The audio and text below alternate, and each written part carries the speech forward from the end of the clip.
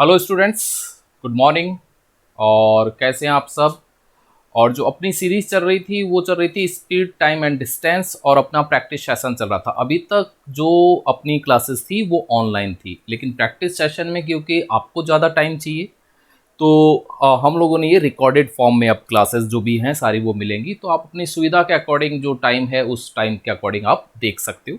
किसी क्वेश्चन में आपको देखने के बाद अगर प्रॉब्लम हो तो आप मेरे को व्हाट्सअप कर सकते हो, या जिस भी आप इसके डिस्क्रिप्शन में जाओगे, इस लिंक के डिस्क्रिप्शन में, तो वहाँ पर आपको टेलीग्राम का एक ग्रुप मिलेगा। वहाँ पर आप अपनी कोई भी प्रॉब्लम सॉल्व करवानी हो मुझसे तो वो आप कर सकते हो। ये सीरीज का मैंने एक स्पेशल नाम लिया है। देखो, आप अगर थंबनेल देख रहे होगे तो इसमें लिख रखा होगा जालिम क्वेश्चन। बस ऐसे दिमाग में कुछ आ गया कि कुछ अलग तरह का लिख दें जिससे थोड़ा सा बच्चा अट्रैक्ट होता है।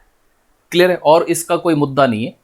हाँ, इसमें जो क्वेश्चन का सिलेक्शन किया गया है वो इस तरह का किया गया है कि वो बच्चे जो फॉर्मूला बेस मैथ लेते हैं, ट्रिक बेस मैथ लेते हैं, उन्हें ये पता चले कि क्वेश्चन जो एग्जाम में आते हैं कई बार ऐसा होता है कि आपको सिर्फ और सिर्फ कंसेप्ट बेस पर ही क्वेश्चन हो सकता है। इसी को ध्यान में रखते हुए प्रीवियस ईयर्स के बैंक के, एसएससी के, कैट के कुछ क्वेश्चंस का सिलेक्शन मैंने करा है।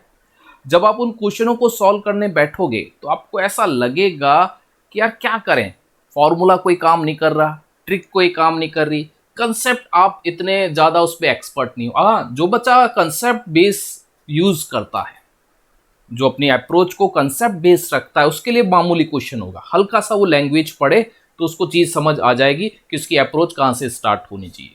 लेकिन जो बच्चे मैथ को फॉर्मूला बेस लेके चलते हैं वो उनको थोड़ा सा दिक्कत कर सकते हैं। तो फॉर्मूले भी ज़रूरी हैं मैथ, नो डाउट। क्लियर। लेकिन कंसेप्ट भी आज के एग्जाम में उतना ही ज़रूरी है। अगर आप एसएससी के 25 क्वेश्चन को अटेम्प्ट कर रहे हो प्री के अंदर, तो गारंटी है उसमें 3 से लेके 4 ऐसे क्वेश्चन होंगे जिसमें कोई भी ट्रिक, कोई भी फॉर्मूला नहीं लगेगा, कंसेप्ट लगेगा। और वही 3 या 4 क्वेश्चन क्या करेंगे, आपको सिलेक्शन दिलाएंगे। क्योंकि 20-1 तक तो सभी पहुंचते हैं, वो कोई सिलेक्शन का रोल नहीं हुआ, वो तो मार्कशीट या आपके जो क्लिक करने के लिए होते हैं। बाकी 3 से लेके 4 क्वेश्चन जो कंपटीशन को बनाते हैं वो करने आपको आने चाहिए। क्लियर है।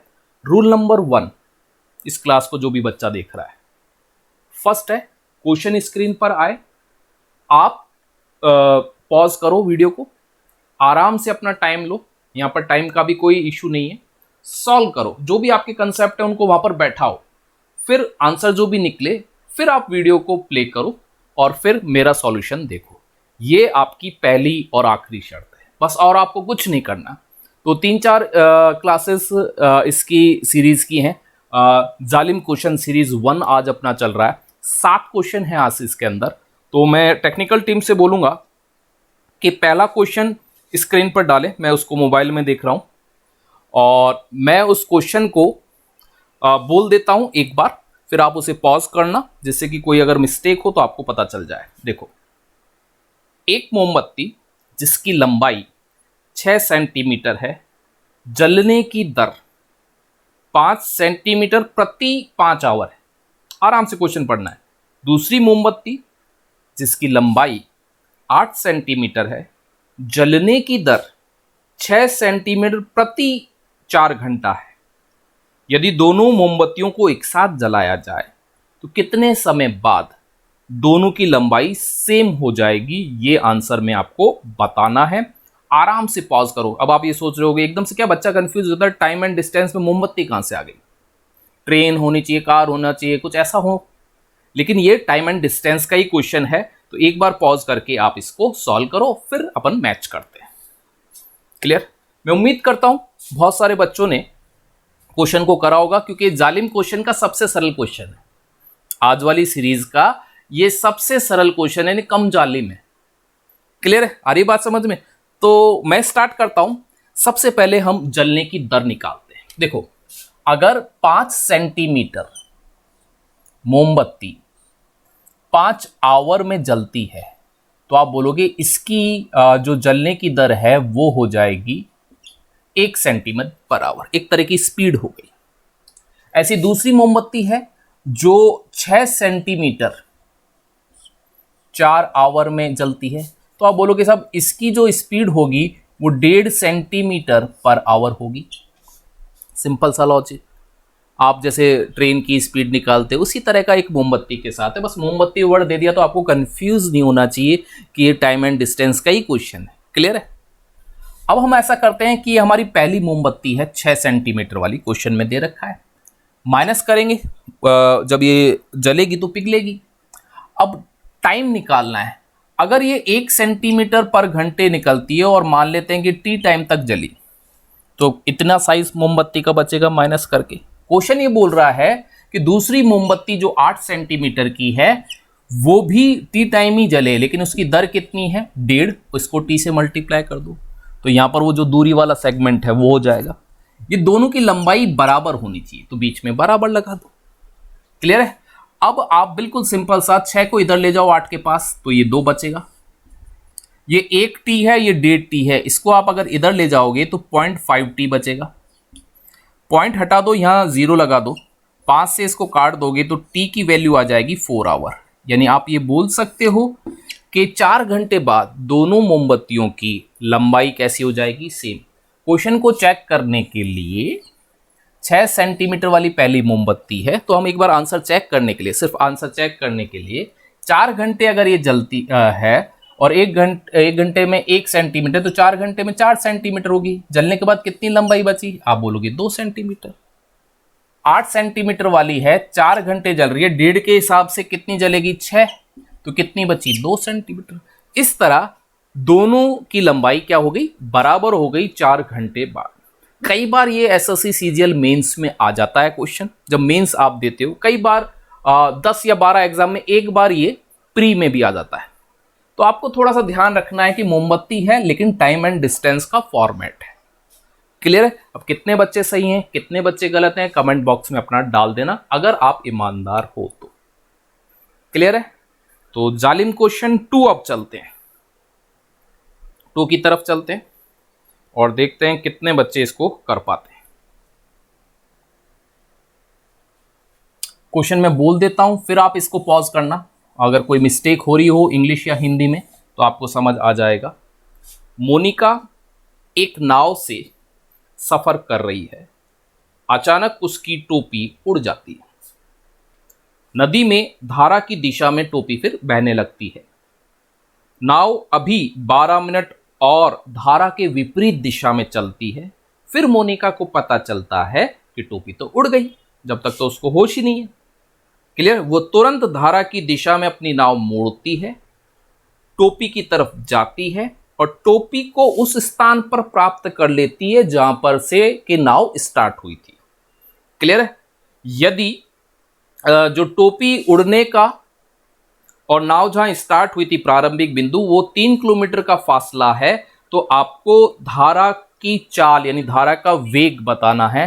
मैं उम्मीद करता हूं क्वेश्चन आपको समझ गए होंगे। अब ईमानदारी से पॉज करो, जो भी आपका कंसेप्ट है उसको यूज करो, आराम से 5-6 मिनट जितना भी आप लगाना चाहो उतना लगाओ। फ्रेंड सर्किल में क्वेश्चन भेजना चाहते हो भेजो, क्या आंसर निकल के आता है वो देखो। क्लियर है। तो देखते हैं कितने बच्चों का सही है कितने का नहीं, आराम से समझते हैं। देखो ये जैसे एक नदी है, यहां से नाव चली, अपन इसको बोलते हैं पी, और 3 किलोमीटर पर आप इसे बोल दो एम, 3 किलोमीटर बाद एक एम बिंदु पर उसकी टोपी उड़ गई। क्लियर है। नाव इधर की तरफ जा रही है, क्वेश्चन ये बोल रहा है जो नाव जा रही है वो धारा के विपरीत दिशा में जा रही है, यानी धारा नाव जो धारा है ऐसे बह रही है, टोपी इधर की तरफ जा रही है, टोपी इधर की तरफ बह रही है। क्लियर। अपन ये मान लेते हैं कि जो नाव की चाल है शांत जल में वो बी है और धारा का वेग आर है, river for R, B for boat. अब नाव जब धारा के विपरीत जा रही है तो अपने पास जो विपरीत में क्या होता है भाई, विपरीत में जाते हैं तो माइनस करते हैं, ये उसकी सापेक्ष चाल हो जाएगी। क्लियर। ये उसकी क्या हो जाएगी, सापेक्ष चाल, बी माइनस आर। क्यों है बी माइनस आर, क्योंकि विपरीत दिशा में है यानी अप स्ट्रीम जा रही है। क्लियर है। नाउ और ये जो टोपी है यहां पर आर के उसमें जा रही है, क्योंकि अपन ने जो धारा का वेग कितना मान रखा है, आर मान रखा है, और नाव का कितना मान रखा है, आपने बी मान रखा है। क्लियर है? 12 मिनट बाद पता चलेगा, यानी 12 मिनट बाद अपन ये मान लेते हैं कि यहां पर क्यू पॉइंट पर मोनिका को पता चला कि टोपी उड़ गई। तो अब मुझे बताओ, इस यहां पर नाव है, टोपी कुछ चल गई होगी, टोपी अपन यहां पर मान लेते हैं, कितना गैप हो गया, गैप कितना है पहले ये पता लगाते हैं। तो b माइनस आर, एक तो ये आपको लेना होगा, क्लियर है, प्लस आर, क्योंकि आर इधर की तरफ बढ़ा है तो प्लस आर, ये हो गया, और इसको मल्टीप्लाई कर दो टाइम से 12 मिनट से, तो गैप आपको पता चल जाएगा, आर से आर चला जाएगा, एक प्लस वाला एक माइनस वाला, यानी गैप हो गया 12b, यानी यहां से यहां तक जो टोपी के बीच में 12b का गैप है। क्लियर? नाव अब इधर मुड़ेगी, यानी अब नाव की चाल इधर की तरफ हो जाएगी b प्लस आर। क्लियर है? यहां से ये जो अब इधर की तरफ चल गई, अब देखो दोनों की दिशा एक है, ये नाव की दिशा है और टोपी की भी एक अपना वेग है, और दोनों की दिशा कैसी है, सेम है। क्लियर? जब सेम होती है तो क्या करते हैं हम भाई, सेम दिशा में आप क्या करते हो, चालों को जोड़ते हो, तो ये चालों को जोड़ हो गया, और यहां पर आर क्या होगा, माइनस। देखो ये गैप कवर होगा, 12b कवर करना है। आपसे मैं अगर पूछूं कि चोर और पुलिस के बीच में 500 मीटर का गैप है, पुलिस की स्पीड 12 किलोमीटर पर आवर है, चोर की 10 किलोमीटर पर आवर है, तो ये 500 मीटर का गैप किससे कवर होगा, 2 किलोमीटर पर आवर। यानी यहां पर इस गैप को कवर करने के लिए b प्लस आर, ये नाव क्योंकि धारा की दिशा में बह रही है, क्लियर है, आ रही बात समझे, माइनस आर, ये चीज समझना भाई, माइनस आर क्या है, जैसे ये पुलिस की स्पीड है, ये पूरा ब्रैकेट पुलिस है और ये चोर है, तो सापेक्ष चाल आप निकालते हो कि भाई पुलिस के अंदर चोर से कितना ज्यादा स्पीड है। यहां पर 3 वेरिएबल से आपको थोड़ा दिक्कत हो सकती है, इसलिए मैं इसको मान रखता हूं, जैसे ये पुलिस है, ये चोर है, चोर को कितनी देर में पकड़ेगी, आप कैसे क्वेश्चन करते हो कि उन दोनों के बीच की चाल का अंतर आप देख ले, तो ये चाल का अंतर हो गया, तो यहां पर अगर आप देखोगे तो ये कटेगा, और जो चाल है एक्स्ट्रा वो कितना है, b, और कवर क्या करना है, ये डिस्टेंस 12b, 12b को कवर करने में b से भाग करा दो तो आपको लगेगा 12 मिनट। क्लियर है? यानी टोपी को नाव यहां से जब चलेगी तो 12 मिनट में पकड़ लेगी, और कौन से स्थान पे पकड़ेगी, जहां से नाव स्टार्ट हुई है, यानी पी पर पकड़ लेगी। ये मुद्दा समझ आ गया? अब मुझे बताओ टोपी यहां से लेकर यहां तक चलने में 3 किलोमीटर चलने में कितना समय लगाया, तो आप बोलोगे स्टार्टिंग के 12 मिनट, स्टार्टिंग के 12 मिनट, यहां से यहां तक, जब भी टोपी इधर चल रही थी, और यहां से यहां तक 12 मिनट लगे वो, यानी 3 किलोमीटर का डिस्टेंस तय करने में टोपी को लग गए 24 मिनट। तो क्या टोपी की चाल नहीं बताई जा सकती, यानी धारा की चाल नहीं बताई जा सकती? तो 3 किलोमीटर 24 मिनट में कवर किया है। अब मैं आवर में चेंज कर रहा हूं, तो 60 से भाग करूंगा तो 60 ऊपर चला जाएगा, 3 से इसको काट दो 8, और ये 60 का 8 से भाग दोगे तो 7.5 किलोमीटर पर आवर इसका आंसर आ जाएगा। मैं उम्मीद करता हूं कुछ एक बच्चों का तो सही होगा, कुछ बच्चे इस क्वेश्चन को वापस एक बार देखें, अच्छी तरह दिमाग में बैठाएं। कंसेप्ट बेस्ड क्वेश्चन है, किसी फॉर्मूले से नहीं हो सकता, किसी ट्रिक से नहीं हो सकता। आप अपना कंसेप्ट क्लियर करें, क्या अप्रोच आपकी होनी चाहिए वो आप समझें, और जिनको भी थोड़ा सा भी अगर दिक्कत है तो एक बार उसको रिवाइंड करके देख लें, देखें जरूर, अपने दिमाग को सेटल करें, या फिर आपके पास और कोई अच्छा आइडिया है तो उससे भी करें। क्लियर है? अब अपन बढ़ते हैं आज का जालिम क्वेश्चन 3। ये सिंपल है, जालिम क्वेश्चन है, लेकिन अप्रोच अगर आपने पकड़ ली तो मैं क्वेश्चन बोल देता हूं। ए बी सी एक रेस में भाग लेते हैं, जितनी दूरी ए 49 स्टेप में तय करता है उतनी ही दूरी बी 50 स्टेप में तय करता है, और सी 51 यानी 51 स्टेप में तय करता है। फिर एक और चीज दे रखी है, जितने समय में ए 10 स्टेप लेता है उतने समय में बी 9 स्टेप लेता है, और सी 8 स्टेप लेता है। क्लियर है? आ रही बात समझ में? अब आपको बताना है कि रेस किसने जीती, तो रेस वो जीतेगा जिसकी चाल ज्यादा होगी। एक बार कर लो, हिंट मैंने आपको दे दिया है। क्लियर? पॉज करके देखो। ओके, तो देखें भाई, देखो बराबर है, तीनों स्टेप्स पर जो दूरी है वो बराबर है। जब भी दूरी बराबर होती है, जिन्होंने मेरे से पढ़ रखा है या प्रीवियसली मेरी क्लास ले रखी है, तो आपको रिवर्स करना होता है वास्तविकता के लिए। ये ए के लिए 1/49, ये बी के लिए 1/50 और ये सी के लिए 1/51। ये ए हो गया, ये बी हो गया, बराबर है इसलिए रिवर्स करनी है, या फिर आप जो रेशो वाला है उस तरीके से आप कर सकते हो।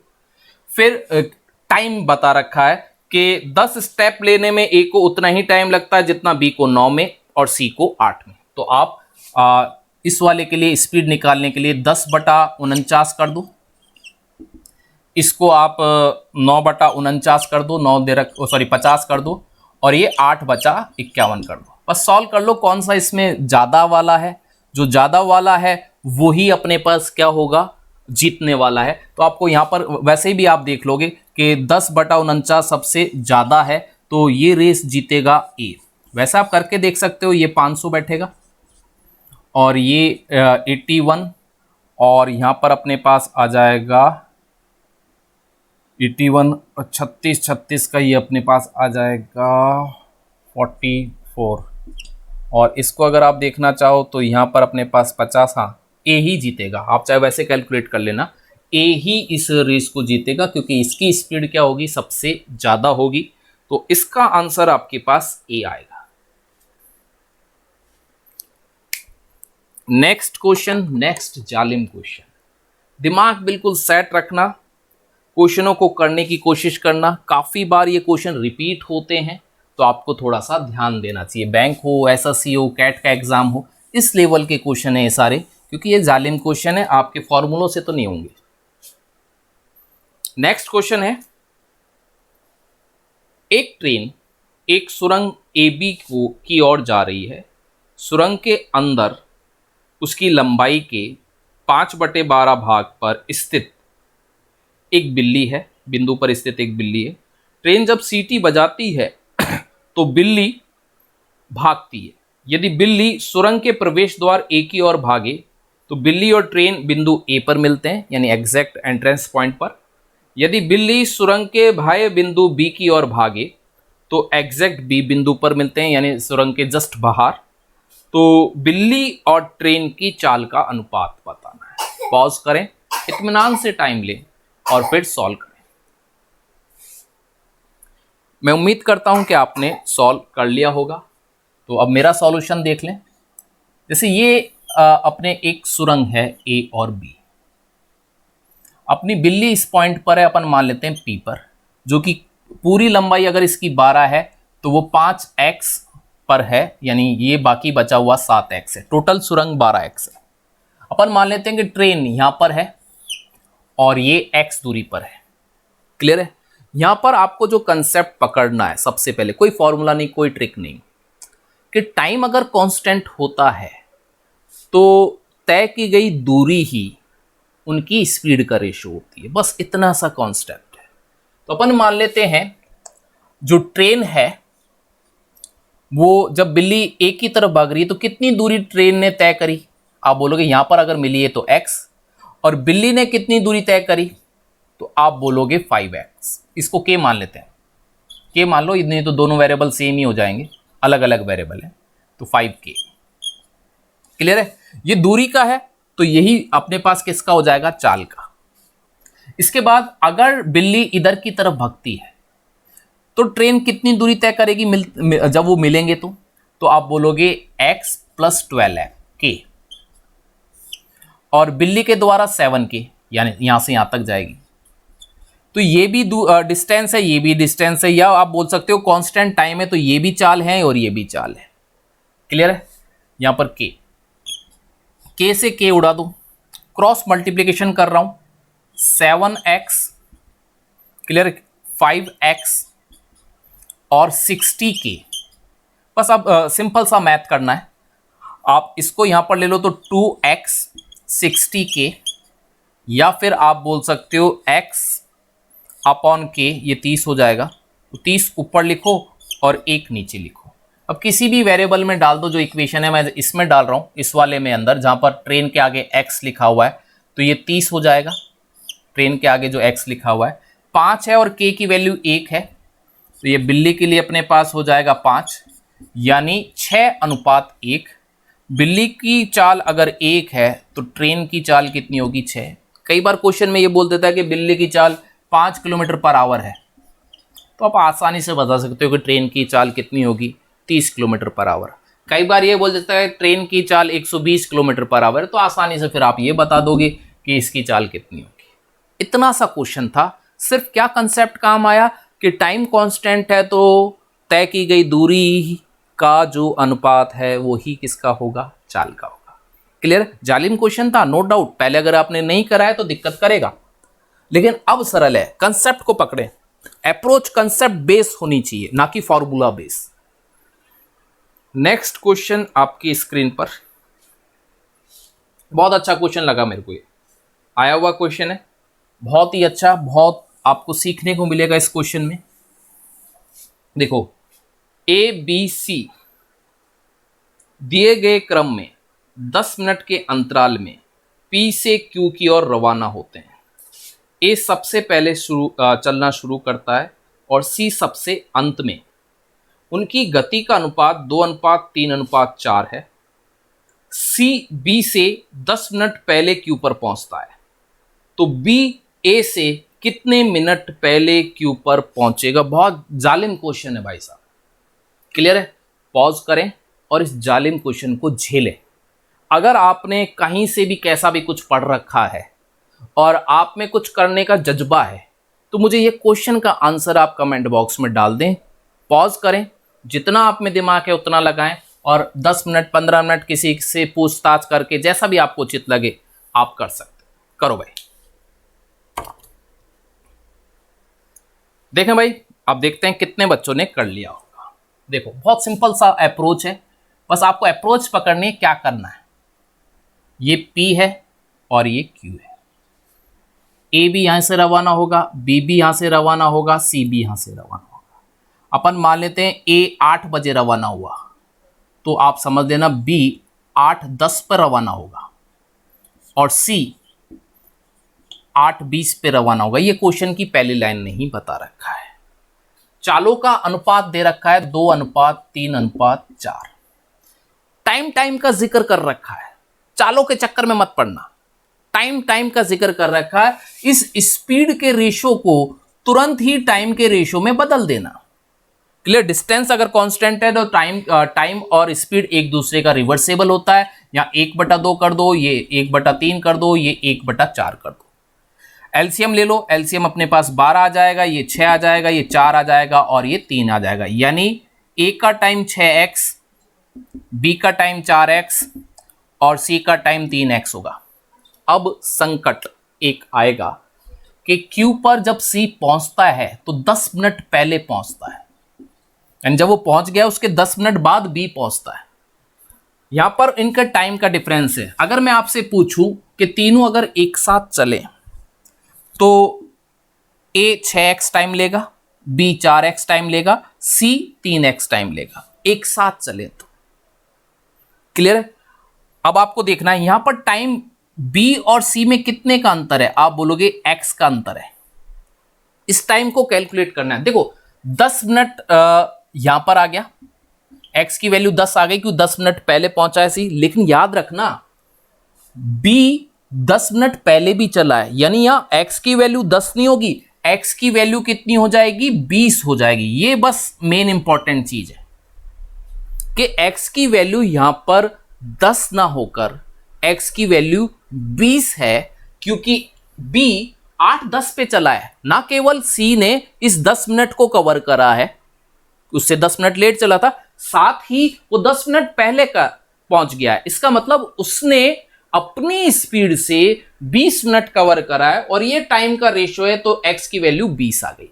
अब इन सभी का टाइम आपको पता चल जाएगा। यहां पर 120 A को लगते हैं, 80 B को लगते हैं और 60 C को लगते हैं। अब मैं अगर आपसे पूछूं कि A और B एक साथ अगर चलें तो आप बोलोगे एक साथ अगर चलें कि A को 120 मिनट लगेंगे और B को 80 मिनट लगेंगे, 40 मिनट पहले पहुंच जाएगा अगर एक साथ लगे। लेकिन ए और बी में अगर देखो तो ए 10 मिनट पहले चला है, एक साथ चलें तो 40, लेकिन ए अगर 10 मिनट पहले चला है तो इसमें से 10 निकालो। 10 मिनट पहले चला है, अगर वो एक साथ चलते तो 40 मिनट पहले पहुंचता बी, लेकिन अगर वो 10 मिनट पहले चला है तो इसमें से 40 में से 10 निकाल दो, यानी 30 मिनट पहले पहुंचेगा। आंसर आएगा 30 मिनट पहले पहुंचेगा। कैसे भी करके देख लेना, सब तरीके से यही आंसर आएगा।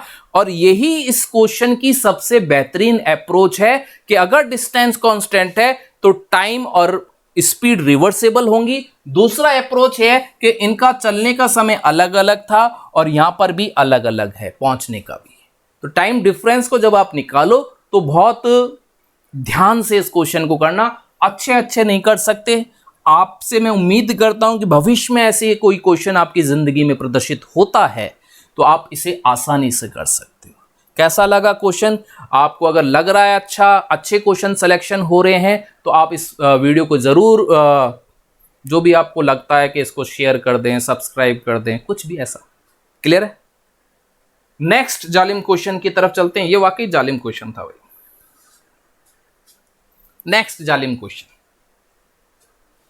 दो ट्रेन जिनके मध्य की दूरी 3.5 किलोमीटर है, एक दूसरे की ओर 54 kilometre per hour, 72 kilometre per hour, 54 kilometre per hour and 72 kilometre per hour की स्पीड से एक दूसरे की ओर आ रही हैं। कहानी यहां पर खत्म नहीं हुई। एक पक्षी उड़ता है, पहली ट्रेन का इंजन आते ही उड़ता है और दूसरी ट्रेन के इंजन की तरफ जाता है। क्लियर? वापस उस इंजन, दूसरे वाले ट्रेन के इंजन की तरफ से वापस लौट कर आता है। कोई इंजन आ गया, टकराना थोड़ी है, वापस पहले इंजन की तरफ आता है। इतना ही ज्ञान है, वैसे ऐसे घूमेगा। फिर इस तरह वो चलना स्टार्ट करता है, यानी उड़ना स्टार्ट करता है। जब ट्रेन दोनों आपस में मिल जाएंगी, यानी अब ना केवल ट्रेन कचुम्बर होने वाली है, वो पक्षी भी उनके बीच में दबने वाला है। तो पक्षी द्वारा तय की गई दूरी बताएं। अगर पक्षी की स्पीड 90 किलोमीटर पर आवर है, ईमानदारी से पॉज करें, दिल खोल के क्वेश्चन में दिमाग लगाएं, अप्रोच ढूंढें कि किस तरह की अप्रोच से अपना जल्दी क्वेश्चन हो जाएगा और करें। प्यारे बच्चों, खतरनाक बच्चों, जालिम क्वेश्चन को देखें और करें। तो देखें कितने बच्चों ने करा है, कितने ने नहीं करा, या टाइम टेस्ट हो गई। कुछ बावड़े जल्लर बच्चे तो ये सोच रहे हो पता नहीं क्या करा रहे हैं गुरुजी, ऐसे क्वेश्चन तो कभी देखे ही नहीं। अरे यही क्वेश्चन सिलेक्शन कराते हैं भाई। क्लियर है? एक खंबे को ट्रेन पार करती है उससे नहीं है, वो तो रूटीन क्वेश्चन है। तो देखें भाई, देखो मैं समझाता हूं आपको। एक ट्रेन यहां पर है, इसको मान लेते हैं कि इसकी चाल है 54 किलोमीटर पर आवर। एक ट्रेन यहां पर है, इसकी चाल इसमें क्वेश्चन में देखिए 72 किलोमीटर पर आवर। मैं समझा देता हूं। जैसे ट्रेन यहां पर पहुंची, एक पक्षी उड़ा होगा, पटरी पे बैठा होगा, वो इधर की तरफ दौड़ना स्टार्ट कर दिया। उसकी 90 है, तेज चलता है। यहां पर ट्रेन दिखी, अब वापस आ गया। ट्रेन यहां से आगे खिसक गई होगी, खड़ी थोड़ी है, यहां पर आ गई, फिर ऐसे यहां पर ये आ गई, इस तरह ऐसे चलती गई। और अपन मान लेते हैं यहां पर दोनों ट्रेन मिल गई तो कचूमर इस पक्षी का भी बना। अब आपको बताना है कि पक्षी ने कितनी दूरी तय करी ऐसे करते हुए। कई बच्चे ऐसे करते हैं, यहां पर थोड़ा चला देते हैं, फिर यहां पर चला देते हैं। अरे यहां पर जो कंसेप्ट लेना है वो टाइम वाला लेना है। मुझे बताओ, इस बिंदु, अपन ये मान लें कि ये बिंदु ए है, ये वाली पक्षी भूल जाओ भी, ये वाली ट्रेन और ये वाली ट्रेन जब इस जगह पर मिली तो टोटल कितना टाइम लगा? तो आप बोलोगे 3.5 किलोमीटर की दोनों के बीच में गैप है, 54 किलोमीटर पर आवर और 72 kilometre per hour opposite direction है, तो जोड़ देते हैं, टाइम निकालते हैं। तो यहां पर टाइम अगर आप निकालोगे तो मेरे पास आ जाएगा 126। क्लियर? 126 आ गया। एक पॉइंट और लगा दें तो मैं 7 से काटने की कोशिश करता हूं, अगर कट जाए तो ये 5 आ जाएगा, ये 1 आ गया, 1 का 7 का यहां पर आ गया 5, 5 का 56, 56 का मतलब हो गया 8। और यहाँ पर अगर और देखूँ तो 1/3 15 हो जाएगा, 15 के बाद फिर अपने पास हो गया 30। कैलकुलेशन देख लेता हूँ भाई, कैलकुलेशन में कहीं कोई दिक्कत ना हो। तो टाइम अपने पास आ रहा है, मैं एक बार फिर देख लेता हूँ, 3.5 है। दोनों की सापेक्ष चाल मैंने अगर जोड़ दी है तो 126 हो गई। 126 को मैंने 7 से काटा है, एक पॉइंट हटा दिया है यहाँ पर, तो 7 से काट दिया मैंने, तो 7 पंजे हो गया, 7 एकम 7 हो गया, 8 हो गया और 0 हो गया। फिर 5 से काटा तो 3 हो गया, 3 का 15, 15 का 3 यानी 30। ये अपने पास टाइम आ गया। तो मैं आपसे बोल रहा हूँ कि यार अपना जो पक्षी है वो भी तो इतनी देर ही उड़ा है, 1/36 आवर ही तो अपना पक्षी भी उड़ा है भाई। जहाँ से उड़ना स्टार्ट करा है पक्षी भी इतनी देर उड़ा है, उसकी चाल 90 किलोमीटर पर आवर है। अब मैं अगर आपसे पूछूं कि पक्षी ने 1/36 आवर में कितनी दूरी तय कर ली होगी, तो आप कैलकुलेट किया जा सकता है। अब कैलकुलेट किया जा सकता है तो मैं इसको 6 से उड़ा देता हूँ, यहाँ पर 15 आ जाएगा, ये 6 आ जाएगा। फिर मैं इसको 3 से उड़ा देता हूँ, यहाँ 2 आ जाएगा, यहाँ पर 5 आ जाएगा, यानी 2.5 किलोमीटर दूरी तय करेगा पक्षी। नो डाउट जालिम क्वेश्चन था, लेकिन अगर आपने अप्रोच पकड़ ली और क्वेश्चन में कुछ भी डाल रखा है, शेर डाल दे, पक्षी डाल दे, कुछ भी डाल दे, आपका आसानी से क्वेश्चन आ जाएगा 2.5 किलोमीटर। क्लियर है? मैं फिर समझा देता हूं। हमने सीधा सा ये पता लगाया कि पक्षी यहां से उड़ना स्टार्ट करा है, कब तक उड़ेगा? जब तक दोनों ट्रेन आपस में मिल नहीं जाती। क्लियर है? दोनों ट्रेन आपस में कब मिलेंगी? सब उनके बीच में कितने का गैप है भाई? 3.5 का गैप है, किलोमीटर का क्वेश्चन ने दे रखा है, दोनों की दिशाएं विपरीत हैं तो दोनों को जोड़ दिया, टाइम निकाल लिया 1/36 आवर। पक्षी की चाल दे ही रखी है 90, पक्षी भी 1/36 आवर ही चला, तो 90 के हिसाब से कितना चल गया? आप बोलोगे 2.5 किलोमीटर, और यही हमारा आंसर है। ये क्वेश्चन एक दमदार क्वेश्चन था, जालिम क्वेश्चन था, आपके रोंगटे उड़ा सकता है, आपको सर्दियों में पसीने या गर्मियों में सर्दी लगा सकता है। क्लियर है? नेक्स्ट क्वेश्चन की तरफ चलते हैं।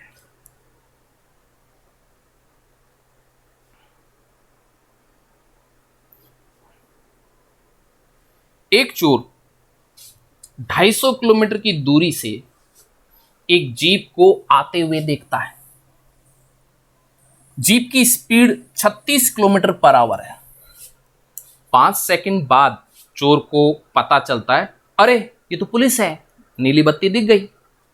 चोर 54 किलोमीटर पर आवर की स्पीड से भागता है।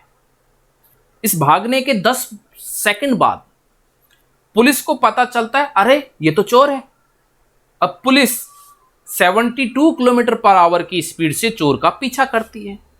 तो चोर कितने सेकंड में, यानी प्रारंभ से कितने सेकंड में, और पुलिस जहां से स्टार्ट हुए वहां से कितनी दूरी पर पकड़ा जाएगा यानी डिस्टेंस बताना है और टाइम बताना है। पॉज करो। अच्छा क्वेश्चन है, मुझे काफी अच्छा लगता है कि हर बार मैं क्लास में इसको कराता हूं और मैं ये वर्डिंग जरूर लिखता हूं, अरे वो तो चोर है, अरे वो तो पुलिस है। क्लियर? मेरे को अच्छी लगती है ये वर्डिंग। और अब आप इसको सॉल्व करें। तो देखें भैया, कितने बच्चों ने सॉल्व कर लिया है, कितने धुरंधरों ने। देखो 250 मीटर की दूरी पर ये पुलिस है और चोर यहां बीड़ी पी रहा है। इस क्वेश्चन को करने के लिए सबसे अच्छा है कि आप जो किलोमीटर पर आवर की स्पीड्स हैं, एक 36 दे रखी है क्वेश्चन में, मैं पहले ही बता चुका, ये याद रहनी चाहिए। क्लियर? ये याद रहनी चाहिए। इसे बोलते हैं 10 मीटर पर सेकंड। एक 54 दे रखी है पुलिस की, 54 किलोमीटर पर आवर, इसे बोलते हैं 15 मीटर पर सेकंड। ये याद रहनी चाहिए पेपर के समय। 72 किलोमीटर पर आवर है, ये भी आपको याद रहना चाहिए 20 मीटर पर सेकंड। क्लियर है? अब 5 सेकंड तक पुलिस यहां पर आ गई, किस स्पीड से? 36 दे रखा है, यानी 10 मीटर पर सेकंड, और 5 सेकंड में कितनी दूरी तय हो गई? आप बोलोगे 50 मीटर तय हो गई। मैं यहां से मिटा देता हूं क्योंकि मेरे को अभी आगे आपको समझाना है। अब गैप कितना रह गया? आप बोलोगे 200 मीटर। अब चोर भागता है, चोर की स्पीड है 15 मीटर पर सेकेंड, यानी 54, और 10 मिनट तक भागता है। 15 के हिसाब से 10 के कितना हो जाएगा? आप बोलोगे 150। 150 हो गया। पुलिस भी यहां अपनी यूजुअल स्पीड जो कि 10 मीटर पर सेकेंड थी, 10 सेकेंड तक वहां तक भागी, तो यहां पर वो 100 और भाग गई। यानी अब यहां पर पुलिस है। अब मुझे बताओ पुलिस और चोर के बीच में गैप कितने का है? तो 200 में से 100 गया तो ये 100 आगे का और ये 150, यानी टोटल गैप है 250 का। तो स्टार्टिंग में था वही गैप हो गया। अब चोर तो पकड़ा जाएगा क्योंकि इसकी स्पीड तो 15 मीटर पर सेकंड है, जबकि पुलिस की स्पीड अब बढ़ गई है, वो कितनी है? 20 मीटर पर सेकंड। कितना एक्स्ट्रा स्पीड है? आप बोलोगे 5 मीटर पर सेकंड, और 5 मीटर के हिसाब से 250 मीटर को कवर करने में कितना लगेगा? आप बोलोगे 50 सेकंड। 50 सेकंड में यहां से चोर को पकड़ने के लिए कितना सेकंड की समय लगी? 50 सेकंड। इससे पहले 10 + 5 15 सेकंड पुलिस और चल रही थी, तो चोर को पकड़ने में टोटल टाइम लगा है 65 सेकंड का। क्लियर है? और डिस्टेंस निकालना है तो यहां पर पुलिस खड़ी हुई है, चोर को पकड़ने में कितना लगा? तो देखो 150 तो ये रहा, फिर भगी है पुलिस बहुत तेज गति से, 50 सेकंड में पकड़ा है 20 के हिसाब से, तो 1000 ये हो गया और 150 ये रहा। क्लियर है? तो अपने पास कितना हो जाएगा? आप बोलोगे 1150 मीटर दूरी पर पकड़ा जाएगा। क्लियर है? था ना जालिम क्वेश्चन? था शानदार क्वेश्चन? क्लियर है? तो आज के जालिम सीरीज में, जालिम क्वेश्चनों की सीरीज में, जो कि अपनी पहली सीरीज थी, इसमें आपने approach based question, concept based क्वेश्चनों को देखा है। क्लियर है? और नेक्स्ट क्लास आपकी जल्दी मैं आज ही अपलोड कर दूंगा। फिर लगातार अब आपको अपलोड मिलेंगी, रिकॉर्डेड फॉर्म में मिलेंगी, ना केवल टाइम एंड डिस्टेंस की रिकॉर्डेड फॉर्म में मिलेंगी। सिंप्लीफिकेशन, कैलकुलेशन कैसे दिमाग में की जा सकती है, किसी भी तरह की कोई कैलकुलेशन हो उसको कैसे आप दिमाग में कर सकते हो कि इसका आंसर 225 होगा, कैसे कोई मल्टीप्लाई चेक किया जाता है कि आपने सही करा है या नहीं करा, कैसे हम बड़े कैलकुलेशन को ऑप्शन से मल्टीप्लाई बेस में कर सकते हैं, ये सारी की सारी चीजें अब आपको यूट्यूब चैनल पर, जिसका नाम सालोम एजुकेशन हब है, उस पर मिलेगा। आपसे मैं उम्मीद करता हूं कि अगर आपको ये समझ आया, आपको ये क्लास जालिम क्वेश्चन की सीरीज अच्छी लगी, कमेंट बॉक्स में ज़रूर कमेंट करें। साथ में अपने मिलने जुलने वालों को ये शेयर कर दें अगर हो सके तो, और अच्छी नहीं लगे तो बिल्कुल नहीं करना भाई, डिसलाइक कर देना, कोई दिक्कत नहीं। ओके, आज के लिए इतना ही, मिलते हैं नेक्स्ट क्लास में।